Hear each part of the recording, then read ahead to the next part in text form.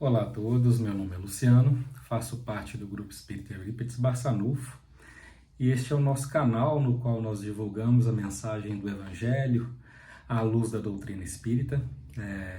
Neste canal nós temos esse trabalho chamado Nos Passos de Emmanuel, onde nós fazemos a leitura do capítulo de um dos livros da coleção Fonte Viva. Atualmente estamos com o livro Vinha de Luz, e temos como propósito da leitura desses capítulos tecer breves comentários, sempre à luz do Evangelho, à luz da doutrina espírita, trazendo ferramentas, recursos, buscando ferramentas e recursos que possam nos auxiliar na nossa caminhada diária, em busca da nossa evolução espiritual, sempre tendo em mente que somos seres espirituais passando por uma experiência terrena, e que, por estarmos passando por essa experiência, esse é tido como um campo de provas, onde temos o propósito, cada um de nós, de nos melhorar espiritualmente.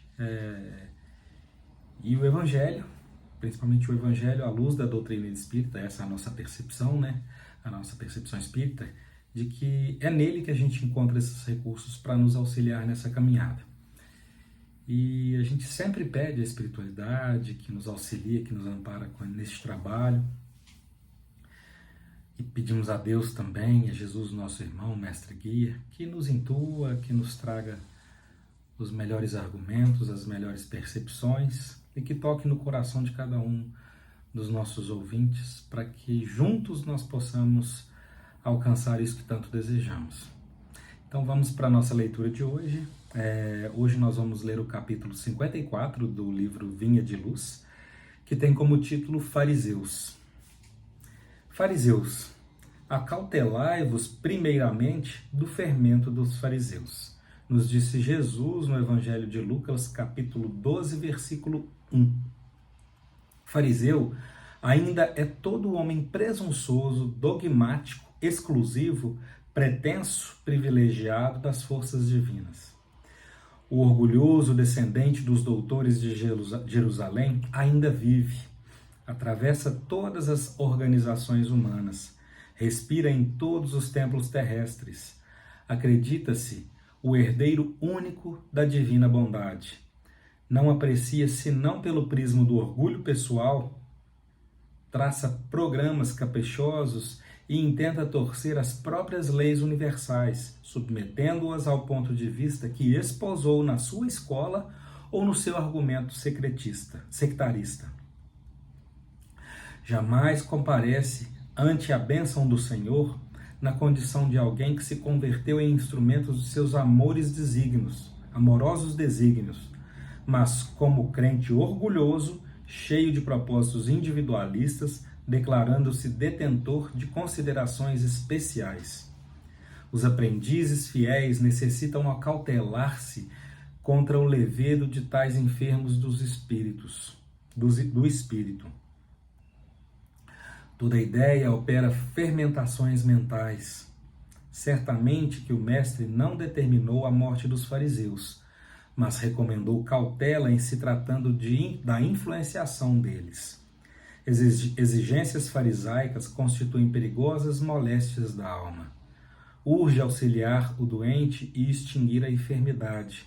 Todavia, não conseguiremos a realização provocando tumultos, e sim usando a cautela na antiga recomendação de vigilância.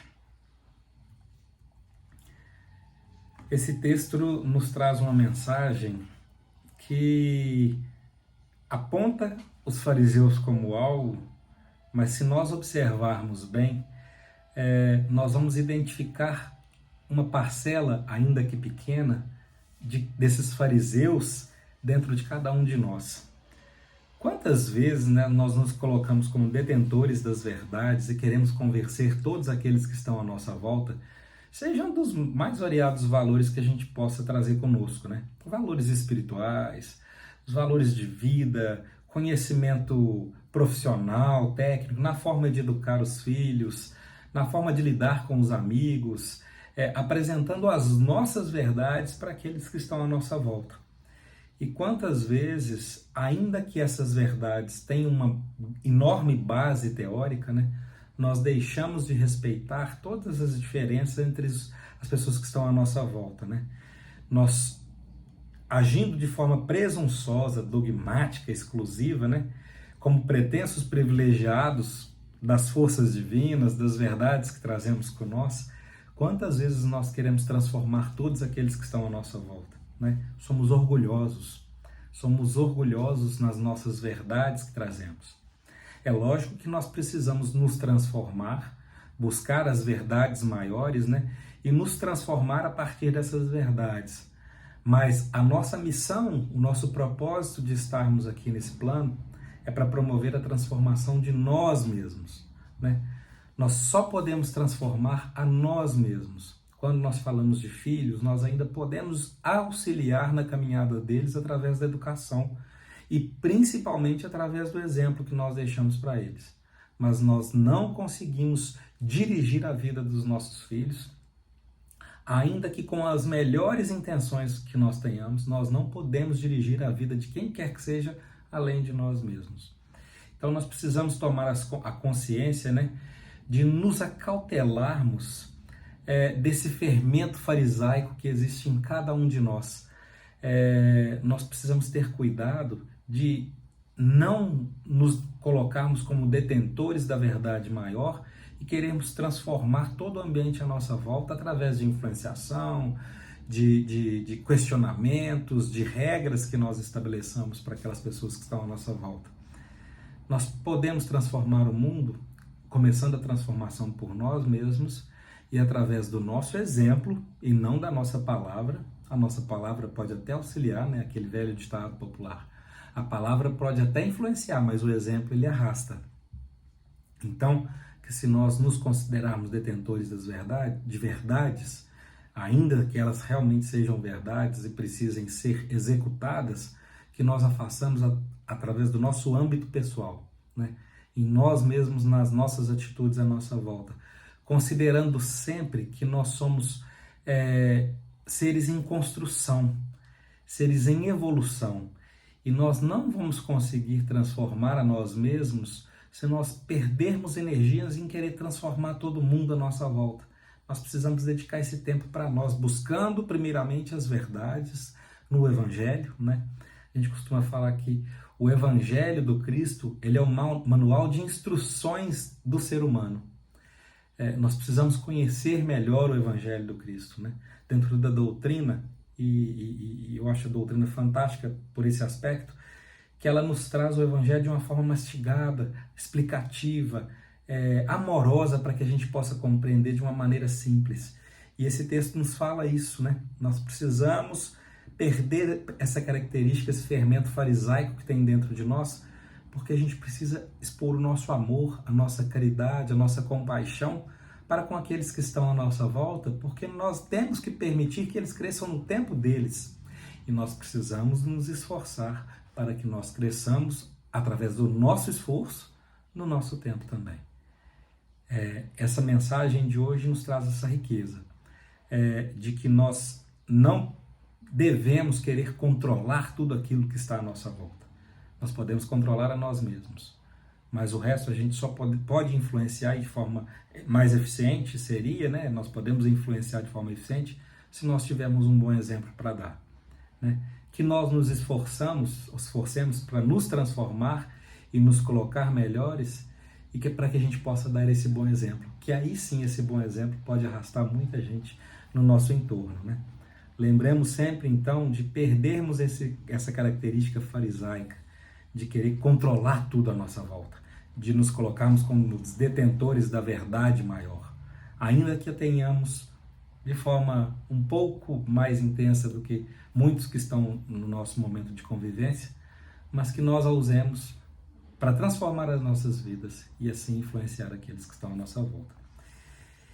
E vendo no último trecho aqui, né, essas exigências farisaicas constituem perigosas moléstias para a alma.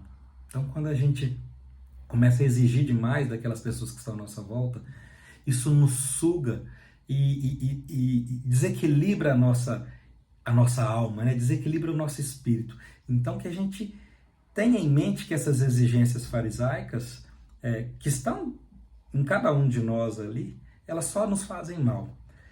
Então, urge auxiliar o doente e extinguir a enfermidade. É fato que a gente precisa buscar essa transformação, mas todavia não conseguiremos a realização provocando tumultos, ou seja, querendo convencer as pessoas que elas precisam se transformar, e sim usando a cautela na antiga recomendação da vigilância.